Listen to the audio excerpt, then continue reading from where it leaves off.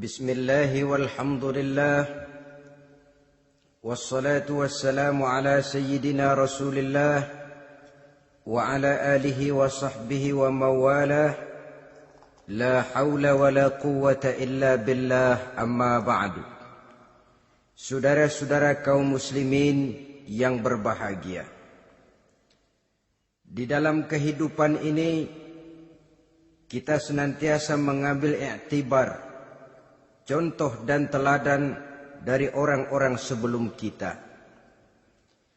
Itu sebabnya kepada baginda Nabi kita Muhammad sallallahu alaihi wasallam Allah Subhanahu wa taala menjelaskan cerita para nabi sebelum beliau dalam ayat "Tsumma naqussu 'alaika min anba'ir rusuli ma nusabbitu bihi fuadak." Demikianlah kami ceritakan kepadamu wahai Muhammad sebagian dari kisah para rasul-rasul sebelum kamu yang dengan itu akan memperkuat hatimu, meneguhkan keyakinanmu dan memantapkan pendirianmu. Inilah manfaatnya belajar dari sejarah.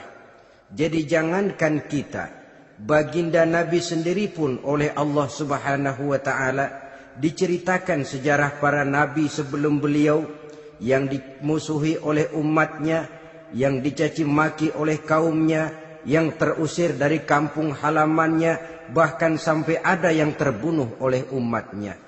Itu seluruhnya merupakan iktibar manusabbitu bihi fuadak, untuk memantapkan langkahmu, meneguhkan keyakinanmu dan menguatkan pendirianmu menghadapi perjuangan ini. Sehubungan dengan itu, pada pertemuan kali ini Al-Fakir ingin menyampaikan satu cuplikan kecil dari kehidupan seorang sahabat utama baginda Nabi, yaitu Sayyidina Umar ibn al-Khattab radhiyallahu anhu. Beliau adalah Umar bin Khattab bin Nufail bin Abdul Uzza dari suku Quraisy, golongan Bani Adi.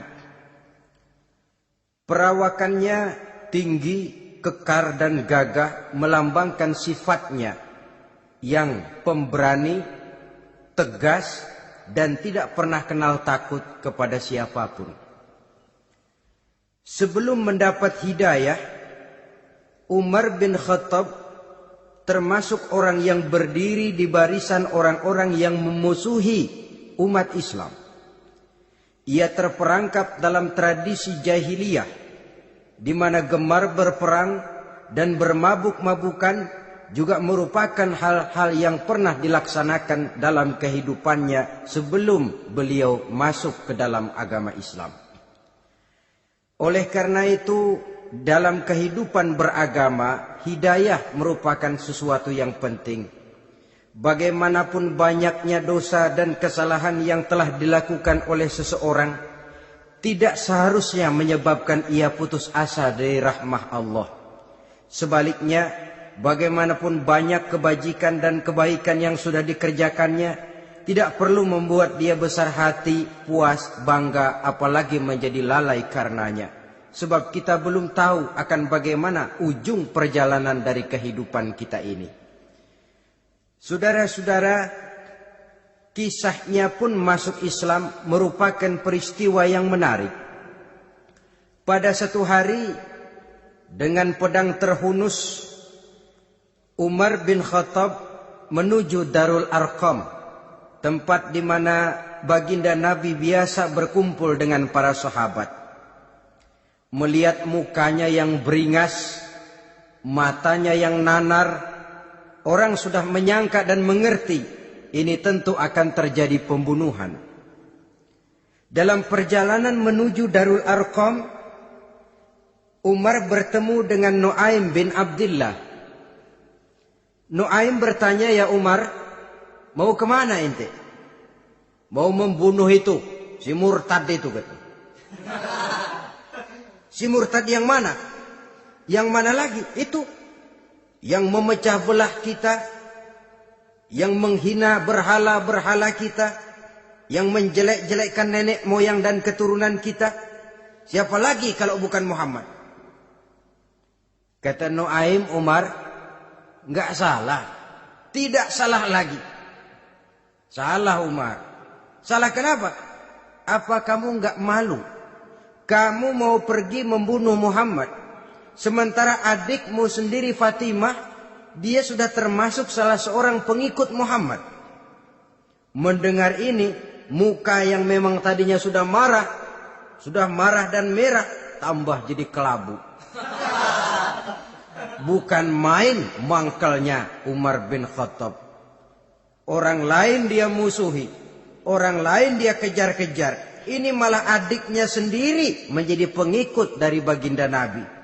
Tidak jadi menuju Darul Arqam, dia berangkat ke rumah adiknya Fatimah. Adapun di rumah Fatimah sedang berkumpul Fatimah, suaminya Sa'id bin Zaid, dan seorang sahabat Habbab ibnul Arad. Mereka sedang membaca Quran. Waktu itu Quran belum lagi dijilid macam sekarang, jadi masih merupakan suhuf atau lembaran-lembaran tercecer saja. Ketuk pintu. Ya tentu tidak assalamualaikum karena dia belum Islam. Tok, tok, tok. Siapa di luar? Umar. Mendengar suaranya saja, ini sahabat yang namanya Habbab ibnul Arad sudah lari ke belakang pintu. Sambil komat kamit baca doa mohon diselamatkan oleh Allah. Adapun Fatimah yang sedang memegang suhuf, lembaran tulisan Quran itu, menyembunyikan suhuf itu di belakang bajunya. Umar masuk. Fatimah, saya bang. Apa benar berita yang saya dengar? Berita apa itu bang? Bahwa kau sudah masuk Islam. Bang, andai kata Muhammad memang benar, bagaimana?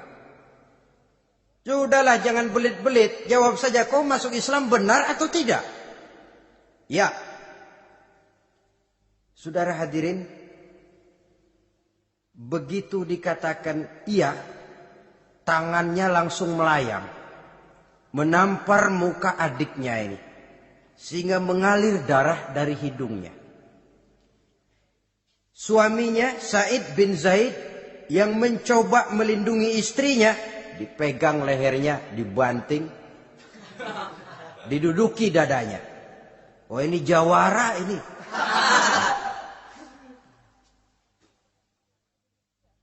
Namun pada saat sedemikian, suara kebenaran terpantul dari mulut Fatimah, adik dari Umar bin Khattab ini.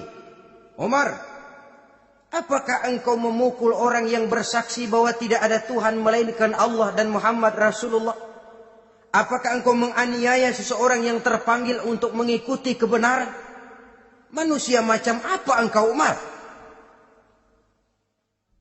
Saudara, memang dia orang keras, tapi hatinya mudah menerima kebenaran. Sehingga mendengar kalimat adiknya ini tercenung dia sejenak, melongo, bengong kata anak sekarang. Ini kalau tidak karena keyakinan yang mantap, tidak mungkin orang ini, anak adik saya ini bicara macam begini. Umar, mengapa engkau memukul orang yang bersaksi bahwa tidak ada Tuhan melainkan Allah dan Muhammad Rasulullah? Mengapa engkau pukul orang yang mengikuti kebenaran, menerima hidayah dari Allah? Begitu yakin dan mantapnya, walaupun di tengah satu hal yang sangat menakutkan. Siapa yang tidak takut orang Quraisy berhadapan dengan Umar bin Khattab yang dikenal sebagai singa padang pasir pada waktu itu? Malahan dia termasuk salah seorang jagoan di tradisi masyarakat jahiliyah itu. Ada satu pasar yang namanya pasar Ukaz. Tiap tahun di pasar itu diadakan pesta. Pertama pertandingan syair. Jadi penyair waktu itu jadi kebanggaan. Syair-syair yang menang itu digantung di dinding Ka'bah. Jadi setiap suku akan bangga kalau mempunyai ahli syair yang hebat. Nah, lalu diadakan juga lah perlombaan balap kuda, memanah, termasuk gulat. Lah Umar ini tiap kali pertarungan mesti menang. Belum pernah ada yang berhasil mengalahkan dia. Jawara. Saudara-saudara, mendengar adiknya begitu mantap hatinya. Apalagi ketika adiknya berkata begitu, suhuf, lembaran yang disembunyikan di belakang bajunya tersembul. Apa yang kau sembunyikan di balik bajumu itu? Suhuf. Apa suhuf itu? Lembaran Al-Quran. Coba saya lihat. Enggak boleh. Kenapa? Kamu kotor. Orang kotor tidak boleh megang Quran. Saya mau lihat. Enggak boleh. Kalau kamu mau lihat, mandi dulu. Diturutinya permintaan adiknya itu. Lalu diambilnya suhuf tadi. Dia baca. Kebetulan ayat yang dibacanya, ayat pertama dari surah Thaha, yang berlanjut dengan ayat 14 pada surah yang sama. Dia baca. Bismillahirrahmanirrahim. Thaha. Ma anzalna ilaikal Qur'ana litashqa. Illa tazkiratan liman yakhsha. Thaha, tidaklah aku turunkan Al-Quran ini untuk bikin sukar manusia, melainkan merupakan pengingat bagi orang-orang yang takut kepada Allah. Lalu pada ayat ke-14, Innani anallahu la ilaha illa ana fa'budni. Sesungguhnya akulah Allah, tidak ada Tuhan melainkan aku, maka hendaknya hanya kepadakulah kamu menyembah. Wa aqimis sholata li dzikri, dirikanlah salat untuk mengingat aku. Inna sa'ata atiyatun akadu ukhfiha litujza kullu nafsin ma tas'a. Sesungguhnya kiamat itu pasti akan datang, yang sengaja waktunya kami tidak beritahukan kepada kamu semua, untuk kami balas segala setiap orang tentang apa saja yang telah mereka lakukan dalam kehidupan di dunia ini. Setelah membaca ayat ini, gemetar tangannya. Ah, ini sih nggak main-main ini. Ini belum pernah saya baca ajaran semacam ini. Tidak patut orang yang mempunyai kitab suci semacam ini dimusuhi. Ini sesuatu yang benar, tergetar jiwanya. Hei, Fatimah, Muhammad di mana Muhammad? Saya tidak akan memberitahu kepada kamu. Di mana? Saya tidak akan memberitahu. Lebih baik kau bunuh saya kalau memang maksudmu mau mencelakakan Muhammad. Sama sekali saya tidak akan mencelakakan dia, Fatimah. Kasih tahu saja, di mana dia? Darul Arqam. Bergegas dia menuju Darul Arqam. Di dalam Nabi memang sedang kumpul dengan para sahabat. Termasuk ada Sayyidina Hamzah yang juga terkenal jawara juga. Ketuk pintu. Ketuk pintu. Siapa di luar? Umar. Di dalam ini geger sebagian sahabat. Umar datang ini pasti bencana. Umar datang, wah, kalau istilah kampung, kerok dan urusan.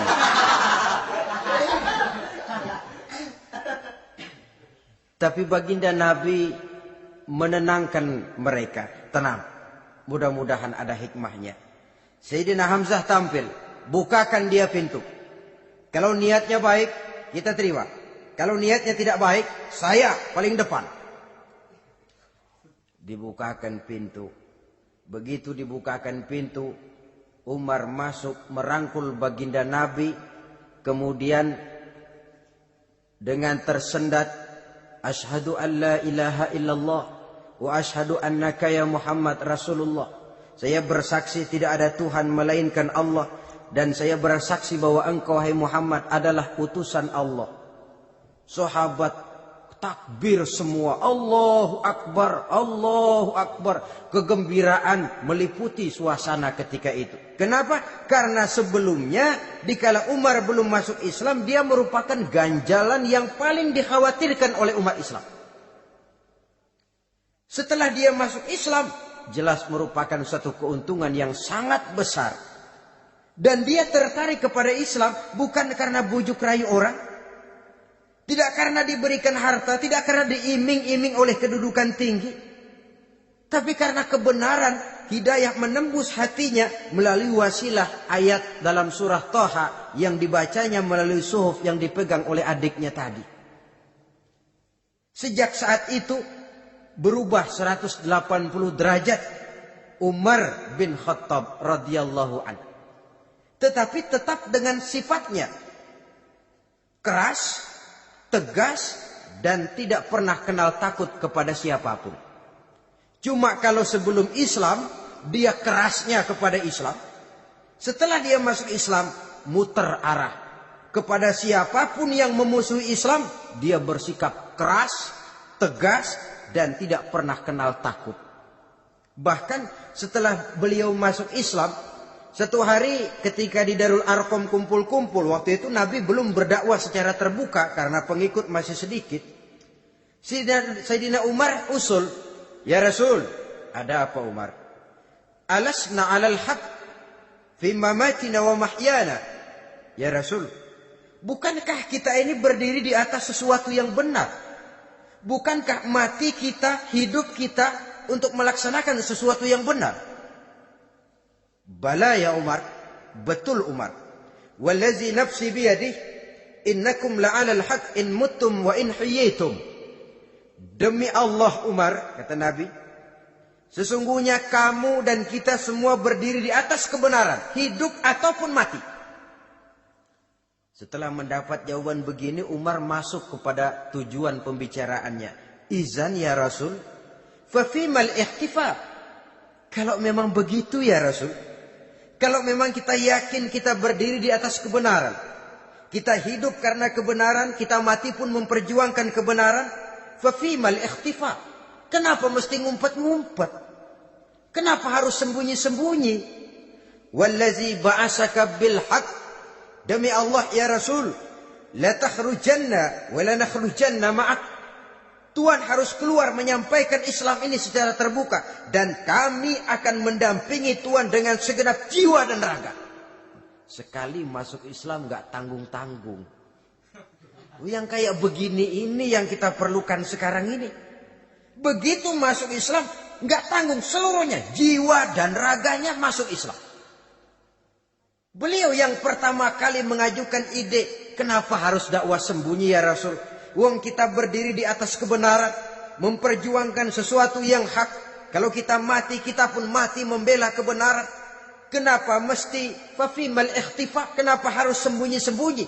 Mulai sekarang mari keluar ya Rasul, saya akan dampingi Tuhan, nyawa taruhannya.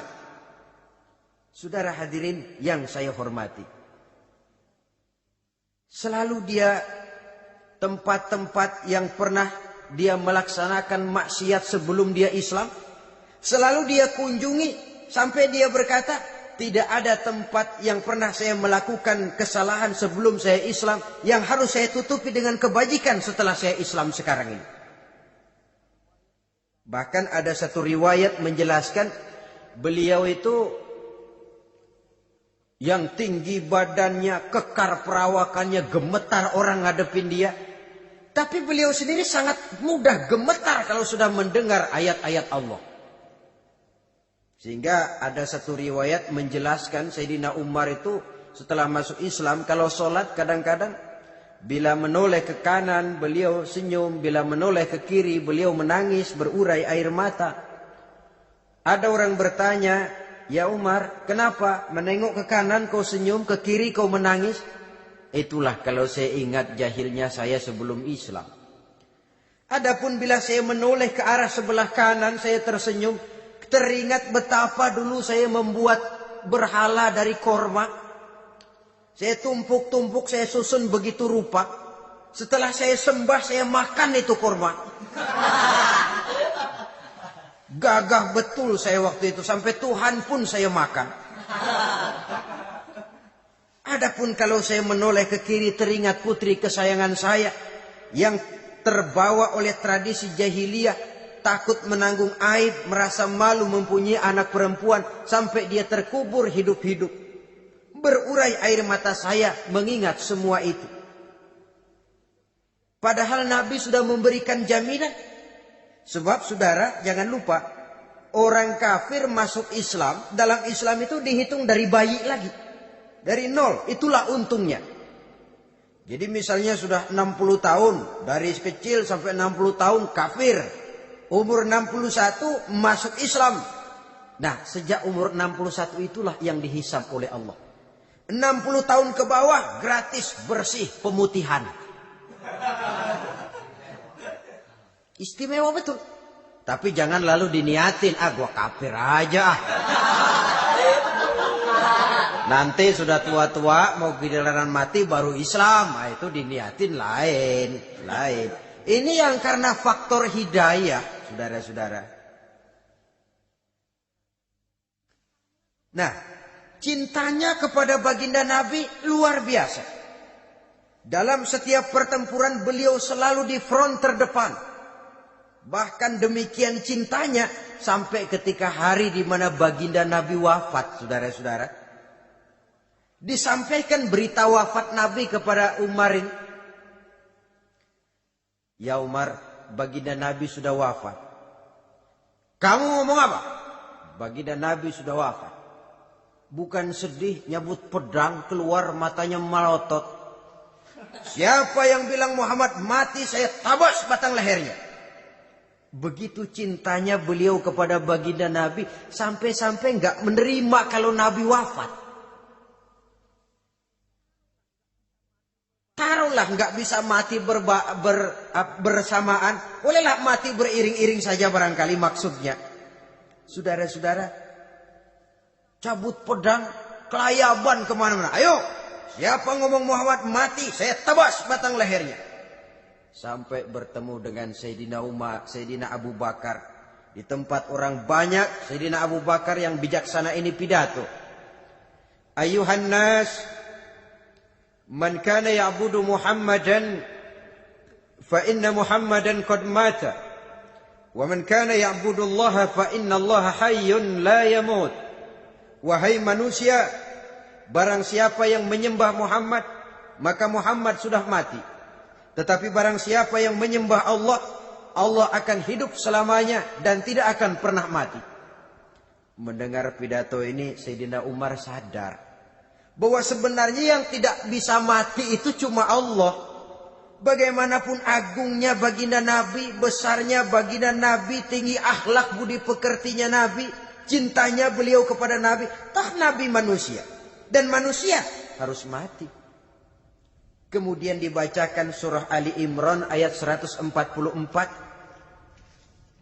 Wa ma Muhammadun illa rasul qad khalat min qablihi rusul afa immata aw qutilan qalabtum ala aqabikum. Muhammad tidak lain daripada manusia, telah datang kepadanya rasul. Apakah jika ia mati engkau kembali menjadi murtad atau mundur ke belakang? Mendengar ayat ini dibacakan, Sayyidina Umar sadar, berurai air matanya, menangis dalam kesedihannya. Ini cintanya yang demikian tinggi kepada baginda Rasulullah sallallahu alaihi wasallam. Begitulah seluruh kesalahan yang dia lakukan pada saat sebelum dia masuk Islam, berusaha dia tutupi dan dia tebus dengan segala kebaikan, pengabdian, perbuatan soleh setelah dia masuk Islam. Sehingga diajarkan oleh baginda Nabi, ittaqillaha haitsu ma kunta wa atbi'i sayyi'atal hasanata tamhuha wa khaliqin nasa bi khuluqin hasanin. Bertakwalah kamu kepada Allah, kata Nabi, dimanapun saja kamu berada. Jadi takwa tidak kenal tempat. Dimanapun saja kamu berada, bertakwalah kepada Allah. Di rumah takwa, di pasar takwa, di kantor takwa, di tengah orang banyak takwa, pada waktu sendirian takwa. Ittaqillaha haitsu ma kunta. Bertakwalah kau kepada Allah dimanapun saja kamu berada. Jangan takwa pakai tempat. Di masjid takwa, di kantor nyolong. Itu tidak haitsu ma kunta. Yang diajarkan oleh Nabi, dimanapun kamu berada, bertakwalah kepada Allah. Wa atbi'i sayyi'atal hasanah tamhuha. Dan iringi perbuatanmu yang salah dengan kebaikan. Jadi kalau satu saat terselip kita berbuat salah, cepat iringi dengan kebaikan. tamhuha, dengan harapan kebaikan yang kita kerjakan akan menutupi dosa yang terselip kita lakukan. Ngomongin orang, astagfirullahalazim, banyak istighfar. Istighfarnya mudah-mudahan bisa nutupin dosa karena ngomongin orang. Tapi jangan lalu tambal sulap, ngomongin orang istighfar, terus ngomongin lagi istighfar lagi. Itu tentu tidak bisa dengan cara begitu. Barangkali terselip pernah mengambil harta orang tanpa alasan yang hak, imbangi dengan rajin sedekah misalnya. Barangkali pernah menyakiti hati orang, imbangi dengan perbuatan yang bisa menyenangkan hati orang lain. Itu namanya mengiringi perbuatan yang bersifat salah dengan kebajikan. Ini yang dilakukan oleh Sayyidina Umar. Setiap pelosok hampir dia datangi. Tempat-tempat di mana dia pernah melakukan kesalahan sebelum Islam, di sana dia tegakkan kebajikan dan kebaikan. Kegagahannya, keperkasaannya, keberaniannya sepenuhnya bulat-bulat sudah diwakafkan untuk kepentingan Islam. Saudara hadirin yang saya hormati, diperlukan orang-orang yang punya keberanian macam Sayyidina Umar. Berani karena panggilan hidayah, bukan berani babi. Babi berani juga babi, cuman nyeruduk. Artinya berani yang tanpa pertimbangan. Berani yang tanpa pertimbangan pada akhirnya akan menyulitkan kita sendiri. Beliau gagah, beliau berani, beliau punya kekuatan, beliau punya wewenang, dan itu dimanfaatkannya untuk menjadi backing baginda Nabi kita Muhammad sallallahu alaihi wasallam. La takhrujanna wa la nakhrujanna ma'ak ya Rasul. Ya Rasul, keluar, sampaikan dakwah secara terbuka. Saya akan mendampingi Tuhan. Jika ada yang ganggu Tuhan, saya paling depan. Backing yang mendampingi Rasul untuk menyampaikan risalah Islamiyah ini. Saudara hadirin yang saya hormati, wa khaliqin nasa bi khuluqin hasanin, kata Nabi. Dan pergaulilah manusia dengan akhlak yang baik, karena dengan ini kau bisa mengambil hati orang. Dalam hadis lain katakan, innakum la tas'una an-nasa bi amwalikum walakin yas'uhum minkum bastul wajhi wa husnul khuluq. Kamu tidak akan bisa menyenangkan orang banyak dengan hartamu, tapi kamu bisa ambil hati mereka dengan budi pekerti yang luhur dan muka yang manis. Dengan harta belum tentu kita bisa menyenangkan semua orang. Tapi budi pekerti yang luhur, muka yang manis, itu yang akan bisa membuat kau menyenangkan orang banyak.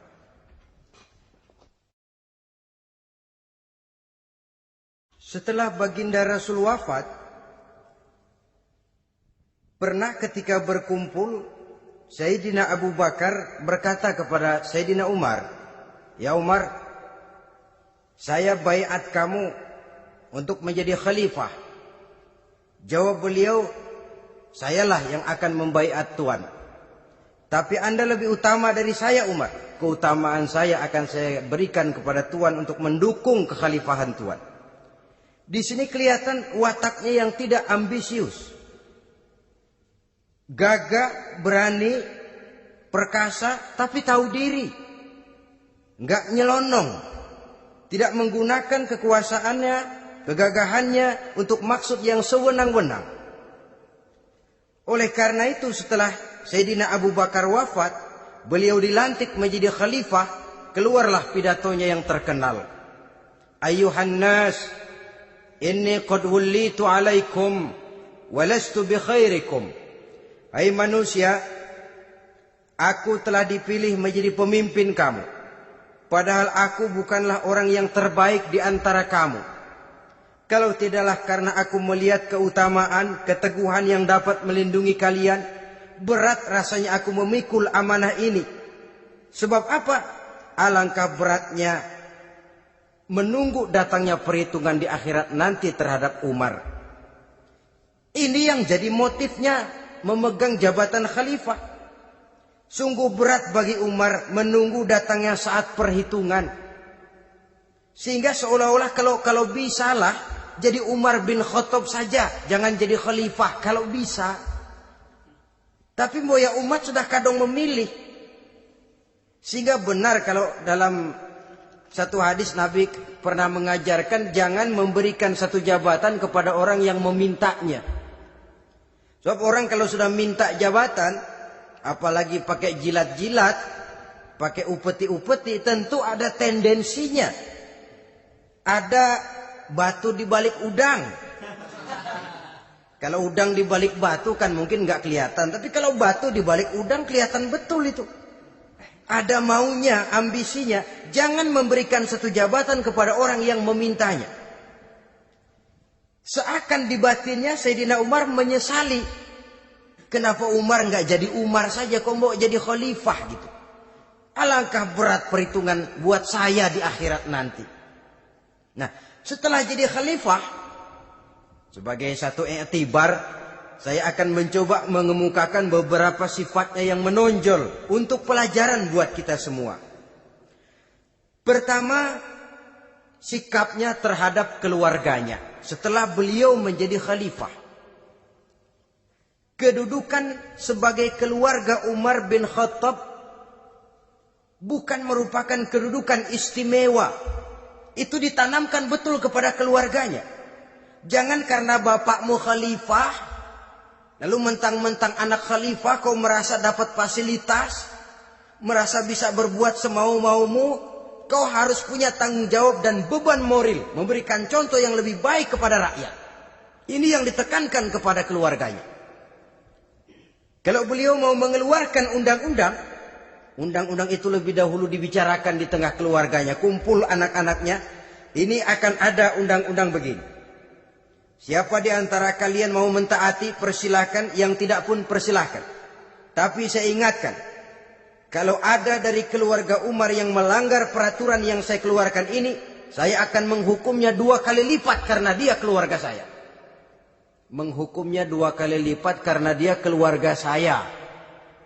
Jadi bukan mentang-mentang anak babe, lalu kebal hukum. Tidak. Siapa yang di antara kalian melanggar peraturan ini, akan aku kenakan hukuman 2 kali lipat karena dia keluargaku. Nah, saudara hadirin yang saya hormati, lalu berwibawa, dijaga betul keluarganya. Suatu hari beliau datang ke rumah putranya Abdullah bin Umar. Ketika masuk dilihatnya Abdullah bin Umar sedang makan daging. Makan daging. Merah muka Umar. Mentang-mentang anak khalifah ya. Mentang-mentang anak Amirul Mukminin ya, kamu makan daging. Lihat tuh rakyat kita masih banyak yang kelaparan, makan daging, makan roti keras. Padahal itu halal. Sesuatu yang diperoleh dengan usahanya sendiri. Tetapi begitu hati-hatinya Umar untuk menjaga pandangan orang. Keluarga khalifah merupakan beban moral sebab akan dijadikan contoh oleh rakyatnya. Mentang-mentang anak khalifah ya makan daging. Lihat tuh rakyat, roti keras digarotin. Lain saat beliau pergi ke satu pasar. Di situ dilihat ada sapi gemuk-gemuk. Tempat lain sapinya kurus-kurus. Tanya, ini yang gemuk-gemuk sapi siapa? Sapi Abdullah bin Umar. Sapi anaknya. Panggil Abdullah bin Umar, suruh sini. Datang anaknya. Abdullah bin Umar, bagaimana ceritanya sampai ini? Begini Baba. Dahulu itu dengan uang saya beli sapi kurus-kurus. Lalu saya rawat. Saya berikan upah orang untuk merawat sapi-sapi itu. Sampai sekarang dia menjadi gemuk. Akan saya jual dan keuntungannya tentu sesuatu yang halal. Subhanallah, kata Umar. Kau ini anak Amirul Mukminin. Jual sapimu. Ambil modalnya, untungnya, masukkan baitul mal untuk urus kepentingan orang Islam.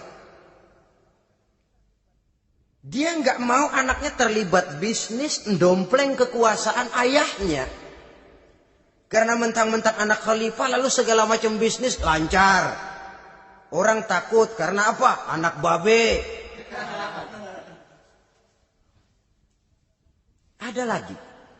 Pada waktu pembagian harta ghanimah, putri beliau yang namanya Hafsah, ini adalah istri baginda Nabi, meminta bagian.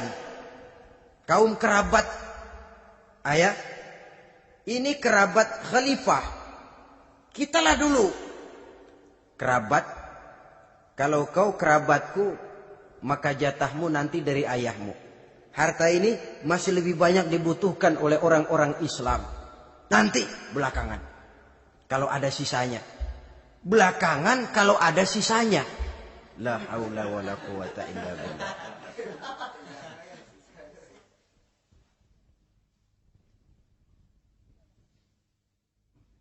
Saudara hadirin, itu terhadap keluarganya.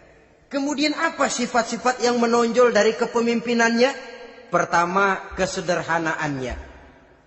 Beliaulah satu-satunya khalifah, Amirul Mukminin, setingkat presiden kalau sekarang, yang punya jubah cuma 2 dan 1 pun punya anaknya. Tambelan lagi. Pernah sholat Jumat terlambat. Beliau naik mimbar untuk khutbah, sebelumnya minta maaf dulu. Saudara-saudara, maaf saya terlambat nungguin baju kering.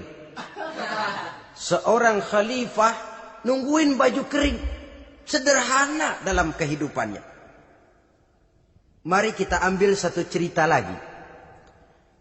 Pada waktu beliau jadi khalifah, yang diangkat jadi gubernur di Mesir adalah Amr bin As. Amr bin As hidupnya lebih mirip kaisar. Istananya besar, pakaiannya bagus-bagus. Nah, yang paling mengganggu pikiran Amr bin As, di sebelah istananya ini ada gubuk reot, kepunyaan orang Yahudi lagi. Ini nggak pantas bener, masa di samping istana gubernur ada gubuk reot. Orang Yahudi lagi yang punya. Ini mesti, udah, bikin saja rencana, panggil dinas tata kota, bikin planning, di sini mau dibangun masjid, proyek negara. Bikin gambarnya, susun anggarannya, tender. Saudara-saudara, si Yahudi yang punya gubuk reot dipanggil. Yahudi, ada apa, Pak? Kamu tahu nggak? Enggak. Iya, memang belum saya kasih tahu.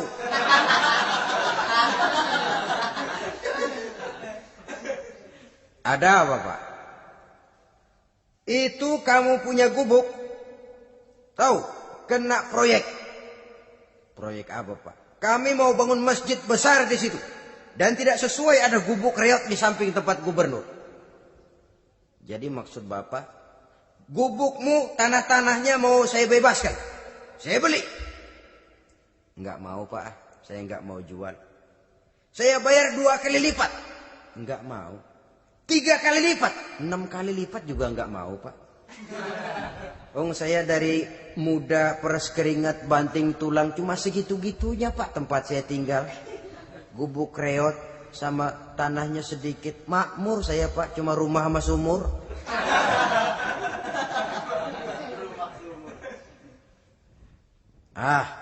Ini Yahudi kelewatan juga. Akhirnya turun perintah, sudah, kalau dia nggak mau dibebaskan, gusur saja, tarik, ambil bulldozer. Gusur. Yahudi ini berurai air matanya. Aduh, begini jadi rakyat kecil, udah jatuh ketiban ember lagi. Tapi pikir-pikir Amr bin As kan bukan yang paling atas. Dia kan cuma pejabat, masih ada atasannya lagi. Lapor, lapor. Yahudi ini berangkat ke Madinah. Bayangkan dari Mesir ke Madinah. Jalan. Di sepanjang jalan dia berpikir. Pikir membanding-banding. Kalau gubernurnya saja istananya begitu mewah, apalagi khalifahnya. Kalau gubernurnya galak main gusur, apalagi khalifahnya. Dan saya bukan orang Islam, apa dia lemin ngadu? Apa dapat tanggapan? Berangkat dia sambil harap-harap cemas. Sampai di pintu kota Madinah, dia temui orang lagi tidur di bawah pohon korma. Selamat siang Pak. Ada apa? Anu Pak. Anu apa? Mau lapor. Lapor apa? Bapak tahu Khalifah Umar bin Khattab? Tahu. Istananya di mana Pak? Istananya di atas lumpur. Di atas lumpur. Di atas lumpur. Pengawalnya banyak Pak. Banyak. Siapa Pak? Yatim piatu, janda-janda tua, orang-orang miskin, orang-orang lemah. Itu pengawalnya. Pakaian kebesarannya apa sutra apa Pak? Pakaian kebesarannya malu dan takwa. Saya nggak ngerti Pak. Itulah Umar bin Khattab. Lalu orangnya sekarang di mana Pak? Di depan ente. Rupanya yang dia tanya itulah orangnya. Gemeter Yahudi ini. Keringat bercucuran.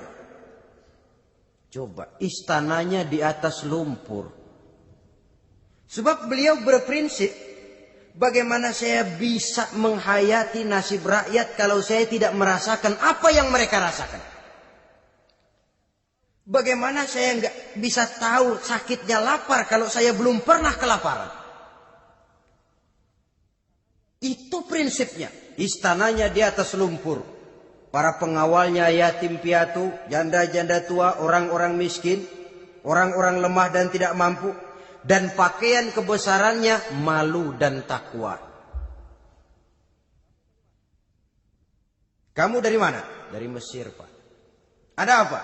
Mau laporan gubernur Bapak di Mesir yang namanya Amr bin As. Kenapa? Main gusur aja Pak. Ceritanya? Iya dia mau bangun masjid. Kebetulan di areal itu saya punya tanah sama gubuk segitu-gitunya. Saya nggak mau dibeli. Digusur Pak. Saya mau mencari keadilan. Begini. Kamu lihat tempat sampah itu. Lihat. Di situ banyak tulang. Coba kamu ambil kemari satu. Tulang unta bawa sini. Bingung Yahudi. Pak. Saya kemari mau cari keadilan. Kalau tulang mah di Mesir juga banyak Pak. Sudahlah, pokoknya kau ambil saja tulang itu. Dicoker-coker dapat dikasih. Tulang itu digaris lurus oleh Sidina Umar dengan ujung pedang. Red. Nah, nih, kau bawa kepada Amr bin As. Makin bingung itu Yahudi. Suruh bawa tulang cuman digaris. Nanti saya ngomong apa Pak? Sudahlah kasih saja. Pulang dia. Sampai di Mesir. Tuan Gubernur ada apa? Saya baru menghadap khalifah. Kemudian beliau sampaikan ini. Dikasih tulang. Amr bin As melihat tulang ada goresan lurus dengan ujung pedang. Gemetar. Badannya keluar keringat dingin. Panggil kepala proyek. Proyek batal. Masjid nggak jadi didiriin. Itu gubuk Yahudi diriin lagi. Ini Yahudi makin bengong. Ini gubernur dapat tulang doang segitu takutnya.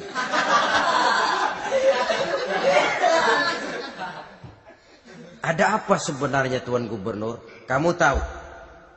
Ini nasihat pahit buat saya dari Amirul Mukminin Umar bin Khattab. Seolah-olah beliau bilang, hai Amr bin As, jangan mentang-mentang sedang berkuasa ya. Pada suatu saat kau akan jadi tulang-tulang kayak begini. Maka mumpung kamu masih hidup dan berkuasa, berlaku lurus dan adillah kamu seperti lurusnya garis di atas tulang ini. Red. Lurus, adil, jangan bengkok. Sebab kalau kamu bengkok, nanti aku yang luruskan pakai pedangku. Siapa yang nggak ngeper digituin? Sampai akhirnya apa? Kata si Yahudi, Pak, kalau begitu Islam adil ya. Adil. Kalau gitu biarin dah Pak, tanah saya. Mau kamu jual? Bukan saya jual Pak, saya kasih aja dah. Campur gubuk-gubuknya, ambil aja dah.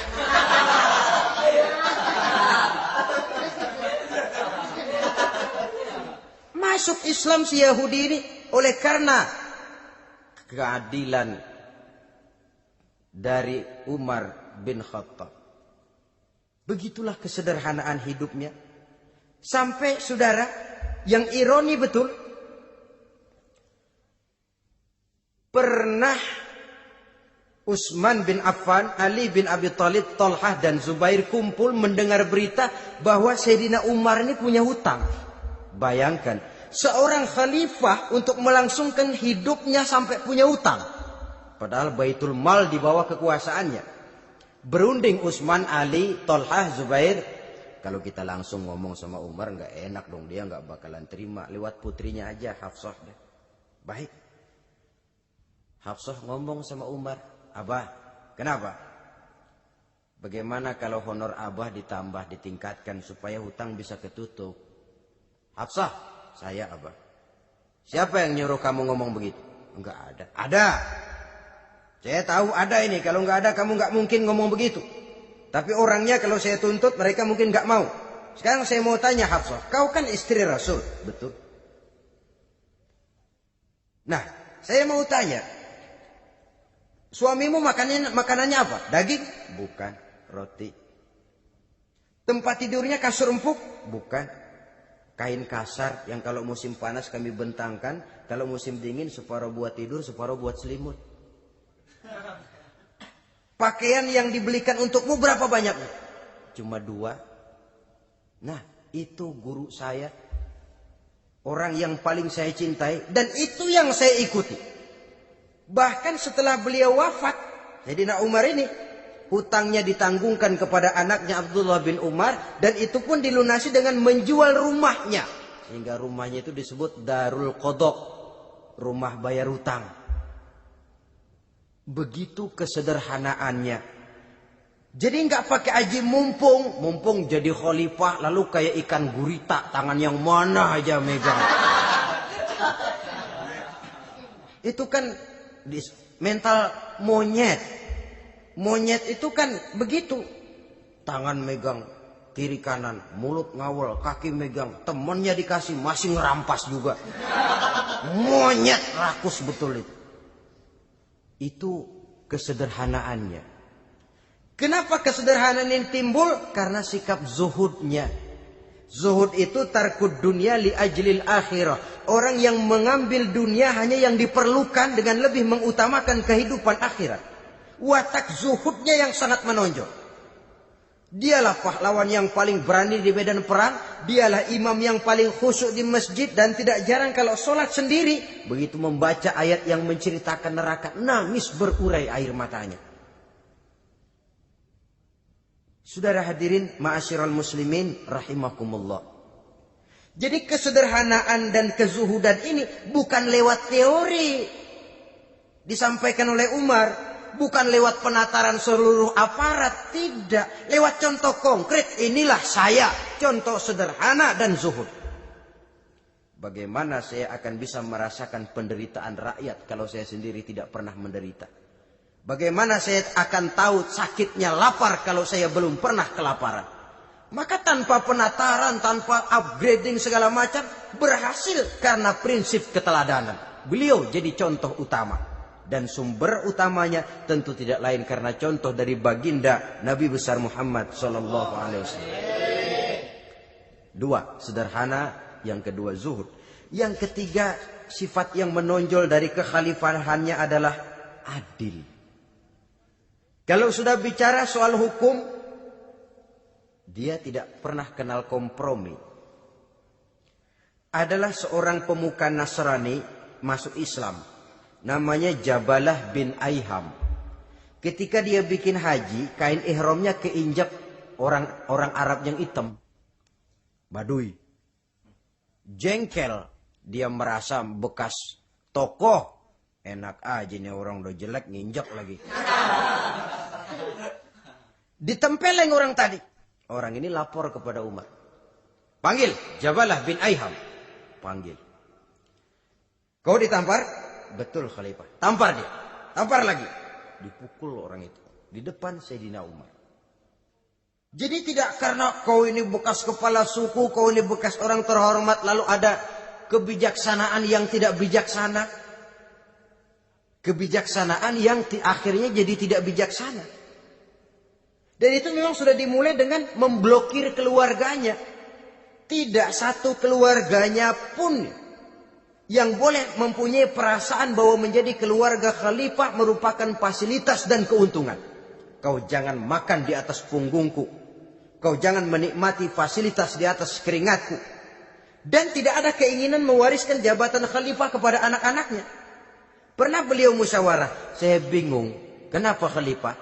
Gubernur Kufah ini sulit nyari orang. Diangkat yang lemah, rakyat ngeluh. Diangkat yang keras, rakyat juga ngeluh. Ada calon khalifah. Kalau ini mah nggak salah lagi nih buat gubernur Kufah. Siapa? Abdullah bin Umar. Anak beliau sendiri. Melotot matanya. Jangan macam-macam kau. Cukup satu orang Umar memegang jabatan ini. Kalau berhasil, kami keluarga Umar sudah merasakannya. Kalau gagal, cukup kegagalan seorang Umar. Tidak berusaha mengorbitkan anaknya. Wah, anak babeh diangkat jadi jadi ano. Tidak, malah diblokir. Cari yang lain. Tapi Abdullah bin Umar cukup syarat ya khalifah. Dia orang bertakwa dan soleh. Yang takwa dan soleh bukan cuma anak Umar. Anak orang lain juga banyak yang takwa dan soleh. Itu prinsipnya. Sehingga ketegasannya ini membuat orang jadi sungkan. Dan tidak seorang pun berani kirim-kirim upeti hadiah. Pernah itu ada pejabat dari Azerbaijan kirim makanan. Kue, mending apa? Kue. Gitu dicicipi enak. Enak juga ya kue ini. Enak khalifah. Ini di sana apa makanan rakyat biasa? Bukan. Ini makanan orang-orang VIP. Nah, dibungkus lagi itu kue. Dibungkus. Ontamu mana? Di luar. Ambil, bawa pulang, serahkan lagi kepada gubernur di sana, kasih tahu salam dari Umar bin Khattab. Kenyangkan dulu rakyat dengan makanan seperti ini. Kita belakangan. Jadi kalau rakyat lapar, saya orang pertama yang akan merasakan kelaparan. Tapi kalau rakyat makmur, biarlah saya menjadi orang terakhir yang kenyang. Kan bagus prinsip itu.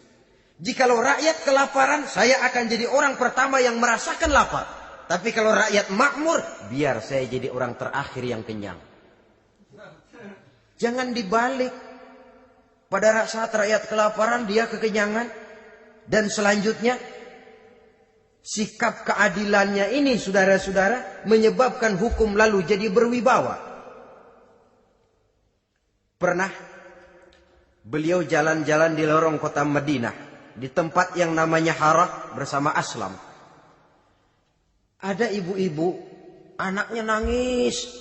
Lapar ma. Sabar, dikit lagi matang gitu. Emang tuh ibu lagi ngerebus. Bunyi, air ngegulak. Luguk. Umar lihati dari jauh. Belum juga matang. Nih anak dari nangis, lapar, sampai capek nangis, sampai tidur.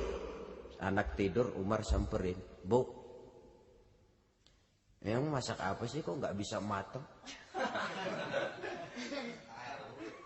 Saya nggak masak apa-apa tuan. Itu pating kerubuk apa? Ketika dibuka ya cuma air saja. Subhanallah, ibu sudah ngebohongi anak ibu sendiri. Habis harus bagaimana tuan? Saya sudah nggak punya makanan untuk dimasak. Sementara perut nggak kenal kompromi. Jalan satu-satunya, ya terpaksa anak saya bohongi. Saya bilang sebentar lagi matang sampai dia tidur sekarang ini. Memangnya Khalifah Umar gimana sih ngurusi rakyatnya? Subhanallah, dia orang zalim. Dia yang memegang urusan kami, tapi dia nggak tahu nasib saya. Anak kelaparan, keluarga terlantar. Oh begitu. Iya. Zalim betul Umar bin Khattab itu. Kalau begitu ibu tunggu sebentar. Dia pulang bersama Aslam menuju Baitul Mal. Dia ambil tepung 1 karung, dipikul sendiri. Dipikul sendiri. Kata Aslam, ya Khalifah biar saya yang bawa. Jangan. Kenapa Khalifah? Apa kau kira kau sanggup mikul dosa saya di akhirat nanti? Biar saya yang mikul sendiri. Dia bawa ke tempat tuh ibu-ibu. Dia masakin sendiri. Nah bu, sudah matang, persilakan masak. Makan. Alhamdulillah Tuan. Mudah-mudahan Allah memberkahi Tuan. Tuan lebih baik dari Umar bin Khattab yang zalim itu. Memang sebenarnya Tuan siapa, kata tuh ibu. Saya, iya. Saya ya Umar bin Khattab yang ibu bilang zalim itu. Gemetar si ibu. Gemetar si ibu. Tapi memang peka dan menghargai kritik orang. Tidak membungkam setiap orang yang nadanya sumbang atau berbeda. Kadang beliau berkata, saya khawatir karena orang terlalu segan dengan saya lalu gak ada yang berani negur kalau saya salah. Kan begitu biasanya. Karena sudah terlalu segan lalu semuanya orang mau diaminin saja. Asal dibilang gak benar marah, jengkel. Lalu disingkirin, maunya diiyain, ingge kulonuwun. Oke bos. Beliau bilang saya khawatir kalau tidak ada orang yang mau menegur kesalahan saya jika saya terlanjur nanti. Tahu-tahu muncul orang. Demi Allah, saya akan menegur Tuan dengan pedang saya ini. Cerah mukanya, senyum bibirnya. Alhamdulillah, anak muda, saya memerlukan orang macam kau.